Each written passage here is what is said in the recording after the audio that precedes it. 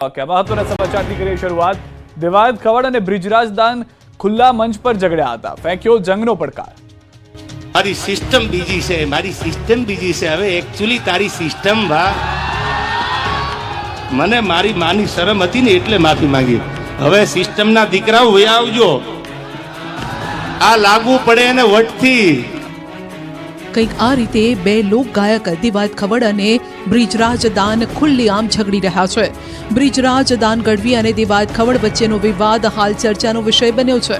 આ વિવાદમાં હવે નવો વળાંક આવ્યો। બંને કલાકારો વચ્ચે શાબ્દિક યુદ્ધ છેડાયું। બ્રિજરાજ દાન ગઢવીએ દેવાયત ખવડ પર સીધા પ્રહાર કર્યા અને ખવડને રાખી સાવંત સાથે સરખાવી દીધા। ખુલ્લી ચેતવણી આપતા કહ્યું કે મોરે મોરાના શોખ હોય તો મારી પણ તૈયારી છે। સમાધાન પછી પણ ચાળા કર્યા હોવાનો અને ચારણ સમાજનું અપમાન કર્યું હોવાનો બ્રિજરાજ દાનને આરોપ લગાવ્યો।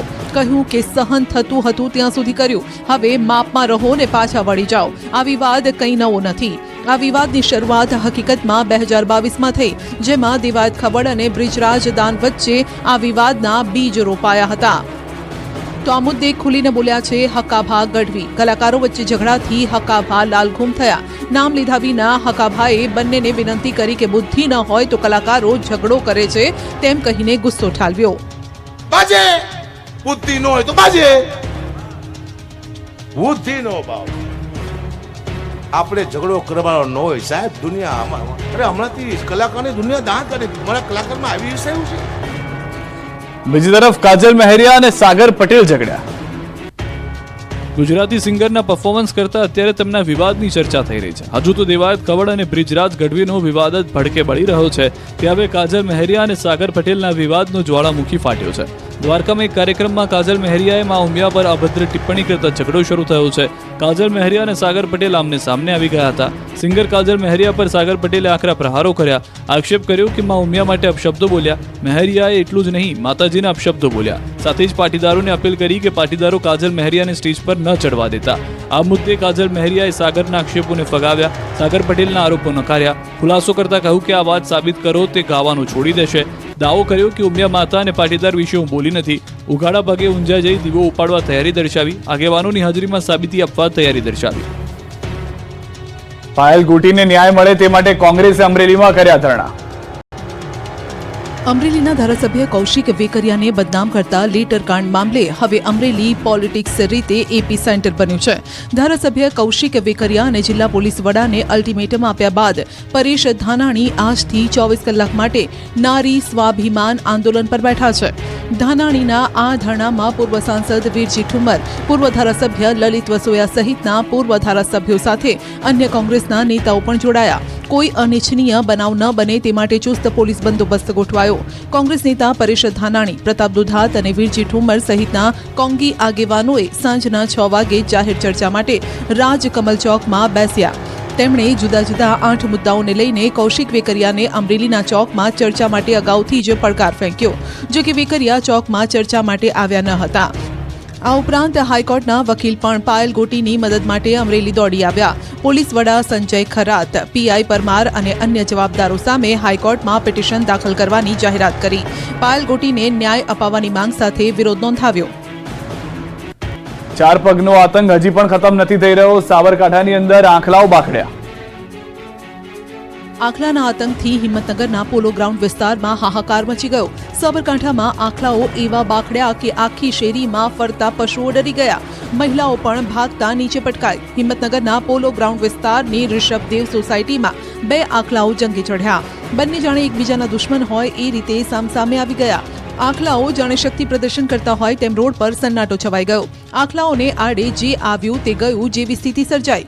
એક ઘરની બહાર પાર્ક કરેલ એક્ટિવાને પણ અડફેટે લેતા તે પડ્યું હતું। ખૂંટિયાઓના આતંકથી લોકો ડરી ગયા। આ શેરીમાં ફરતી ગાયો અને શ્વાનમાં પણ દોડાદોડી મચી ગઈ, જેથી એક મહિલા ગાયથી બચવા ભાગતા નીચે પડી ગઈ। આખલા અને ગાય વચ્ચે યુદ્ધ બાદ ગાયે 2 મહિલા પર હુમલો કર્યો, જેમાં મહિલા નીચે પટકાઈ હતી। ગાયે શિંગડાથી મહિલાને ગંભીર ઈજા પણ પહોંચાડી।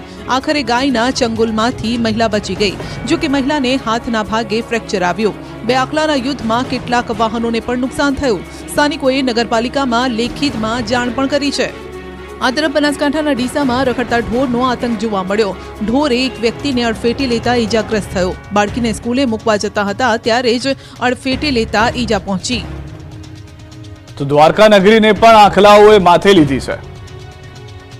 આંખલાઓએ દ્વારકા નગરીમાં ઉપાડો લીધો છે. આંખલાઓ જાણે દ્વારકામાં ભૂરાયા થયા છે.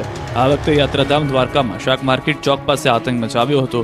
2 આંખલા બાખડતા એક બાઇક અને લારીને નુકસાન થયું હતું. આંખલાઓ જંગે ચડતા નાસભાગ મચી ગઈ હતી.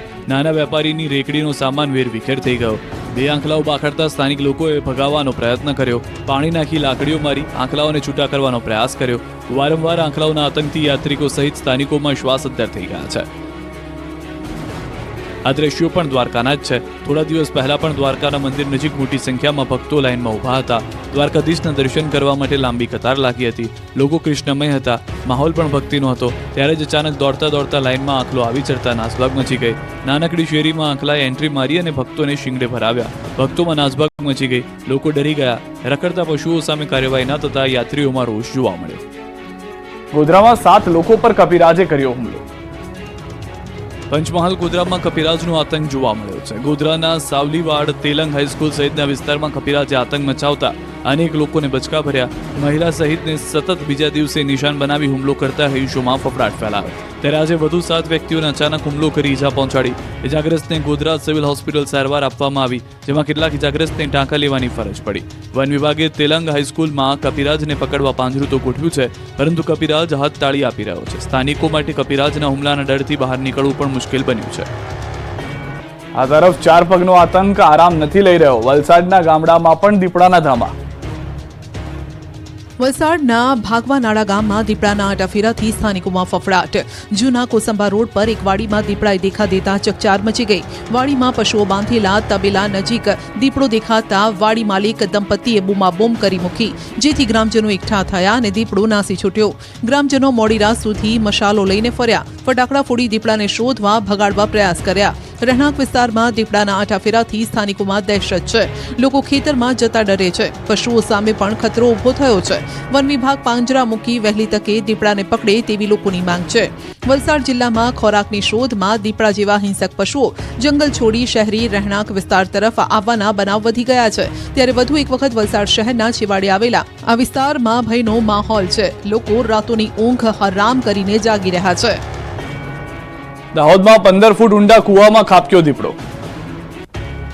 દાહોદના 15 ફૂટ ઊંડા કૂવામાં દીપડો ખાબક્યો હતો. શિકારની શોધમાં નીકળેલો દીપડો દેવગઢ બારિયાના ટીડકી ગામે ખુદ જ શિકારી બની ગયો હતો. શિકાર કરવા આંટા મારતો દીપડો દોડતા દોડતા 15 ફૂટ ઊંડા કૂવામાં ખાબક્યો. બાદમાં કૂવામાંથી બહાર નીકળવા માટે હવાતિયા મારી રહ્યો હતો. આ અંગેની જાણ સ્થાનિકોને થતા તુરંત વન વિભાગને જાણ કરી હતી. વન વિભાગની ટીમ ઘટના સ્થળે પહોંચી હતી અને રાત્રે કૂવામાં નિસરણી મૂકી દીપડાને સહી સલામત રેસ્ક્યુ કર્યું. તો દ્વારકાના ખંભાળિયામાં માંજા ગામે 70 ફૂટ ઊંડા કૂવામાં શિયાળ ખાબક્યું. છેલ્લા 2 દિવસથી 70 ફૂટ ઊંડા કૂવામાં શિયાળ પડ્યું હોવાથી ગ્રામજનોએ ખંભાળિયાની એનિમલ કેર ચેરિટેબલ ટ્રસ્ટની ટીમને જાણ કરી હતી. શિયાળને કૂવામાંથી બહાર કાઢવા ટીમ દ્વારા દિલધડક રેસ્ક્યુ હાથ ધરાયું હતું. ભારે જહેમત બાદ કૂવામાંથી સુરક્ષિત શિયાળને બહાર કાઢવામાં આવ્યું હતું. ઉત્તરાયણમાં ધાબે પતંગબાજો ઠરી જશે એવી ઠંડી પડશે. ગુજરાતમાં કાતિલ ઠંડી દિવસે ને દિવસે રેકોર્ડ તોડી રહી છે. ડિસેમ્બરના એન્ડથી શરૂ થયેલી ઠંડી જાન્યુઆરીમાં પણ ફૂલ ફોર્મમાં રહેતા ગુજરાત રીતસરનું ફ્રીજ બની ગયું છે. મોટાભાગના શહેરોમાં તાપમાનનો પારો 10-11 ડિગ્રીથી નીચે પહોંચી જતા લોકો રીતસરના ઠરી ગયા છે. ઉત્તરના બર્ફીલા પવનો ફૂંકાવાને કારણે ગુજરાતમાં કડકડતી ઠંડીનું મોજું ફરી વળ્યું છે. કચ્છમાં છેલ્લા 2 દિવસથી આકરી ઠંડી અનુભવાઈ રહી છે. ભુજના નલિયામાં તો તાપમાનનો પારો માત્ર 3 ડિગ્રી પર પહોંચી ગયો છે. તો રાજકોટમાં ઠંડીએ ભૂક્કા બોલાવ્યા છે. છેલ્લા 10 વર્ષમાં રાજકોટમાં પહેલી વખત લઘુત્તમ તાપમાન 7.3 ડિગ્રીએ પહોંચ્યું છે. જો હજુ ઠંડીમાં વધારો થશે તો 2014નો રેકોર્ડ તૂટી શકે છે. હાલમાં સૌરાષ્ટ્ર કચ્છની હાડ થીજવતી ઠંડીથી લોકો મુશ્કેલીમાં મુકાયા હતા. નલિયામાં સૌથી ઓછું 5.6 ડિગ્રી તાપમાન નોંધાયું છે. જો કે આવતીકાલથી ઠંડીમાં ઘટાડો થશે. લોકોને ઠંડીથી રાહત મળશે. તાપમાન 2 થી 4 ડિગ્રી ઊંચકાશે. જો કે 48 કલાક બાદ ફરી કાતિલ ઠંડીનો રાઉન્ડ શરૂ થશે. આ વખતે ઉત્તરાયણ ધાબા પતંગ રસિકો થીજી જવાના એટલી ઠંડી પડશે. હવામાન વિભાગે આગાહી કરી છે કે આગામી 48 કલાક રાજ્યના મોટાભાગના જિલ્લાઓનું લઘુત્તમ તાપમાન 2 થી 3 ડિગ્રી સેલ્સિયસ વધી શકે છે. ત્યારબાદના દિવસોમાં ફરી એક વખત તાપમાનમાં ઘટાડો થશે. સંક્રાંતિએ 10 થી 14 કિલોમીટર પ્રતિ કલાક પવનની ગતિનો અંદાજ છે, એટલે કે પતંગની મજા લઈ શકાશે. લાલ ડુંગળીથી ઉભરાયું ગોંડલ માર્કેટયાર્ડ. સૌરાષ્ટ્રનું અગ્રીમ ગણાતું ગોંડલ માર્કેટયાર્ડ હાલ ડુંગળીના પાકથી ભરચક ભરાયું છે. ગોંડલ માર્કેટિંગ યાર્ડમાં ડુંગળીની પુષ્કળ આવક થઈ છે. માર્કેટિંગ યાર્ડના પટમાં ડુંગળીનો પાક મૂકવાની જગ્યા ન હોવાથી ડુંગળીની આવક બંધ કરવાની ફરજ માર્કેટિંગ યાર્ડના સત્તાધીશોને પડી હતી. ગોંડલ માર્કેટિંગ યાર્ડમાં ડુંગળીની આવક શરૂ કરતાની સાથે 2 લાખ કટ્ટા ડુંગળીની આવક થઈ હતી. નબળી ક્વોલિટીની 20 કિલો ડુંગળીના ભાવ 200 રૂપિયાની આસપાસ મળ્યા, જ્યારે સારી ગુણવત્તાવાળી ડુંગળીના ભાવ 450 રૂપિયા પ્રતિ કિલો મળ્યા. ગોંડલ માર્કેટિંગ યાર્ડ હજારો ખેડૂતો ડુંગળીનો પાક વેચવા માટે આવ્યા. ખાસ કરીને રાજકોટ જિલ્લાના ગ્રામ્ય વિસ્તારો ઉપરાંત આસપાસના જિલ્લા જેવા કે જૂનાગઢ, પોરબંદર, જામનગર સહિતના જિલ્લાના ગ્રામ્ય વિસ્તારમાંથી ખેડૂતો ડુંગળી વેચવા માટે ગોંડલ માર્કેટિંગ યાર્ડ ખાતે પહોંચ્યા હતા, જેથી યાર્ડમાં અને માર્કેટ બહાર ડુંગળી ભરેલા